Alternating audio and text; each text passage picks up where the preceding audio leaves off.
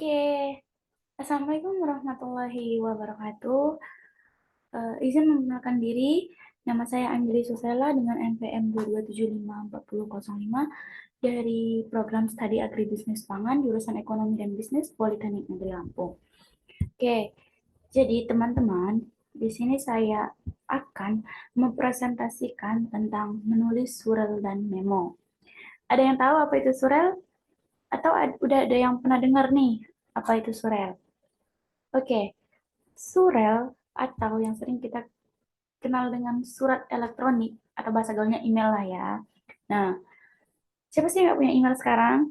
Jadi, perlu diketahui bahwa surel atau yang sering kita kenal dengan email itu merupakan komunikasi internal perusahaan. Surel biasanya ditulis pada selembar kertas dan dikirimkan melalui media elektronik atau medsos, ya kan? Nah, selanjutnya, memo. Memo merupakan bentuk komunikasi yang berisi saran, arahan, atau penerangan dalam bentuk nota. Oke, next. Nah, di sini ada karakteristik surel dan memo. Yang pertama, ringkas dan singkat. Menulis surel dan memo itu harus ringkas dan singkat. Nah, yang kedua itu memiliki isi yang padat dan efektif. Tentunya isinya ini harus mudah dipahami oleh si pembaca atau penerima, ya. Nah, yang ketiga yaitu bersifat pemberitahuan secara umum. Nah, yang keempat itu efisiensi biaya dalam waktu dan penyampaian. Nah, jadi tujuan di adanya adanya surel dan memo ini untuk menghemat waktu ataupun menghemat biaya dalam menyampaikan surat tersebut. Nah, yang terakhir itu struktur sederhana dan tidak rumit. Nah, yang pasti itu surel itu mudah dipahami oleh pembaca ya. Nah, oke, selanjutnya yaitu struktur dan cara menulis surel. Yang pertama, di sini saya ambil sampelnya Gmail ya. Nah, kita harus login terlebih dahulu pada aplikasi Gmail. Selanjutnya, kita harus membuat akun email agar mempunyai alamat email. Nah, oke. Nah, yang kedua itu ketika menulis surel, cantumkan nama penerima surel atau kepada siapa surel itu dituju. Oke, yang ketiga, selain itu, kita harus mencantumkan nama pengirim surel beserta tanggal pembuatan surel dan tidak lupa subjeknya ya. Nah, oke. Selanjutnya, awali surel dengan salam pembuka. Biasanya kita kita menggunakan salam pembuka yang lazim kita gunakan itu adalah dengan hormat. Oke. Nah, selanjutnya, isi surel. Pada isi surel ini, gunakan bahasa yang mudah dipahami, singkat, padat, dan jelas, agar si pembaca surel ini tidak bingung, ini isi surat ini apa, gitu kan. Nah, oke. Yang terakhir di sini adalah penutup surel, atau salam penutup surel. Biasanya berisi ucapan terima kasih, hormat kami, serta nama terang dan tanda tangan. Oke. Nah, di sini saya tampilkan contoh surat elektronik. Nah, di sini ada untuk siapa, siapa pengirimnya. Di sini juga lengkap beserta alamat email atau alamat surel. Nah, di sini ada tanggalnya. Tanggalnya bisa kita lihat 15 Maret 2018. Subjeknya di sini disiplin pekerja.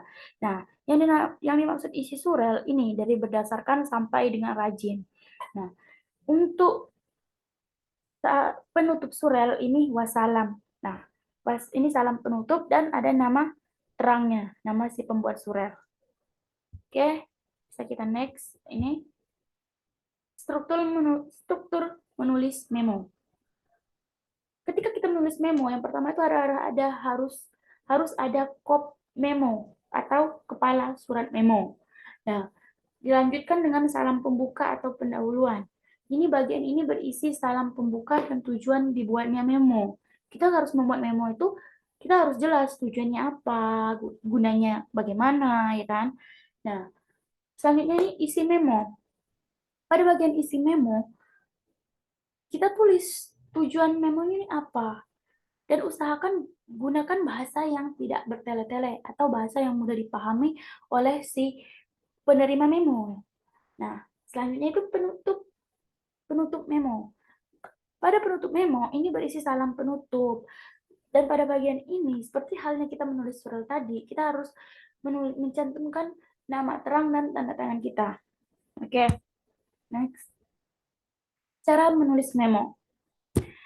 Yang pertama, itu gunakan bahasa yang baik dan benar, bahasa baku, bahasa yang efektif kan, yang sesuai dengan ejaan yang disempurnakan, yang sesuai dengan Kamus Besar Bahasa Indonesia.